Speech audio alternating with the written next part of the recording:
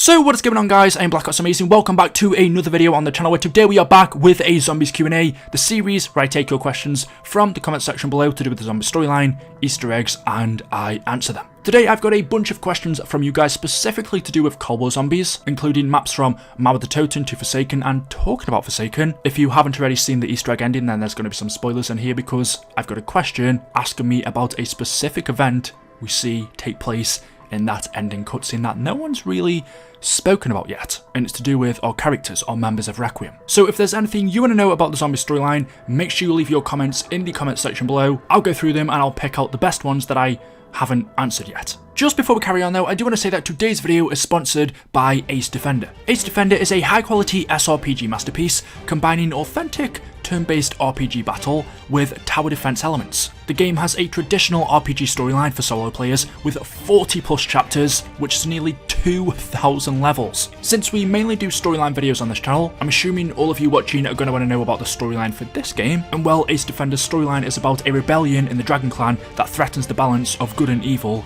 in the world. Our heroine, Alipida the Silver Dragon Princess, escaped with the Creation Crystal to the human lands. It was there she awoke the Creation Crystal and summoned heroes to fight evil, with your help.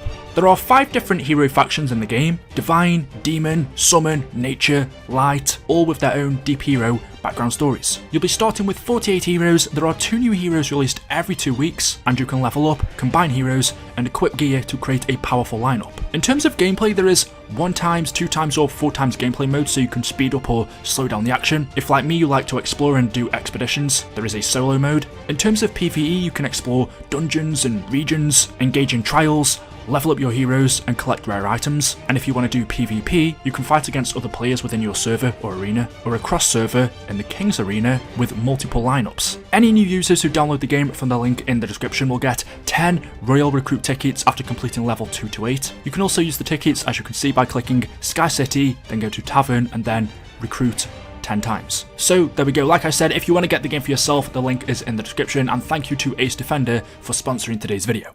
The first question of the day from Boopadoop says, why do the new wonder weapons sound like members of Requiem?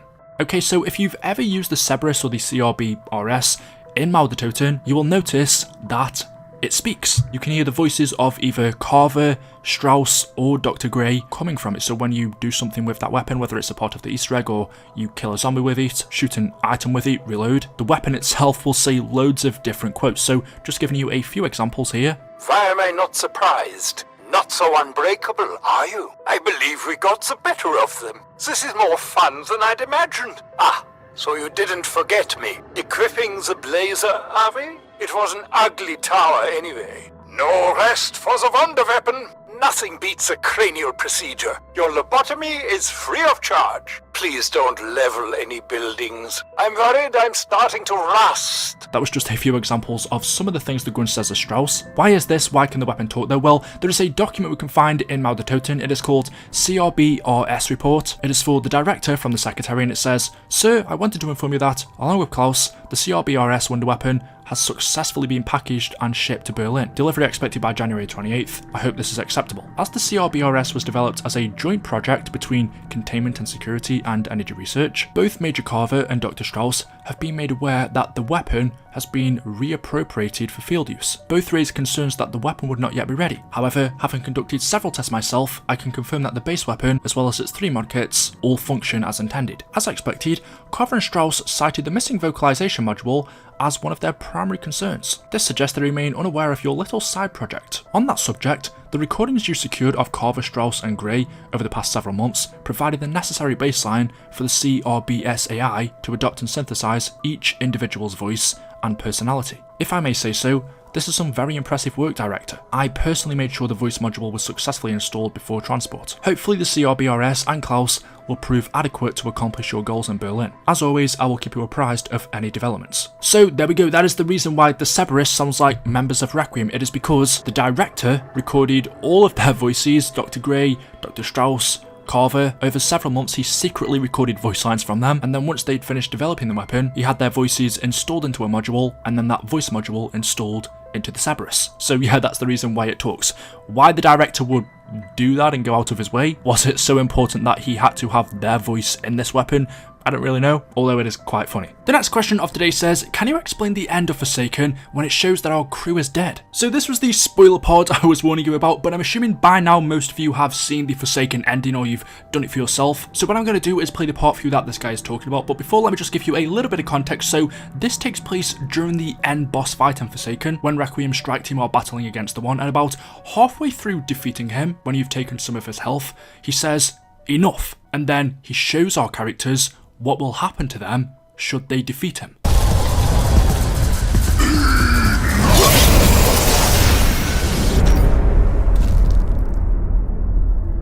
You are so eager to stop me. Would you like to see how that story ends? Gaze upon the future that awaits you, should you defeat me. Leave them alone!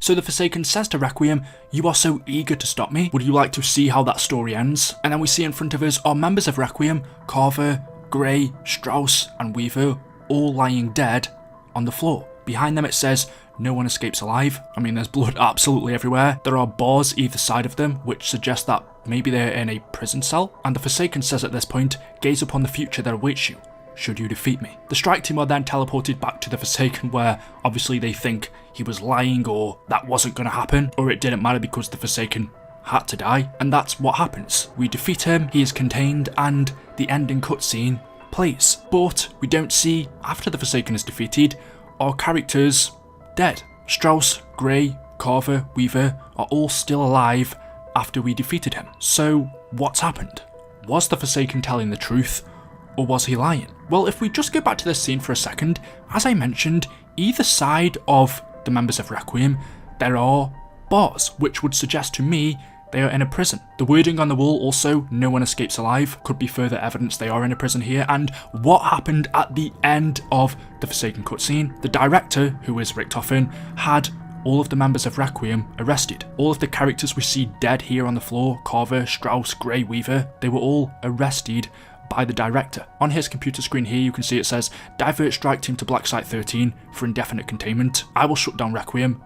Our agents will move on Weaver and the rest. So after the Forsaken was defeated, the members of Requiem were locked up indefinitely, and that's where the cutscene finishes. It says the story will continue, but we know that won't be happening for quite a long time now because Vanguard Zombies is next, which is a prequel to Black Ops Cold War. So the continuation of Cold War Zombies story, which takes place in the 80s, we won't be seeing for a couple of years now. What happened to Gray, Strauss and Carver after they got locked up by Eddie, we won't get to see for a long time.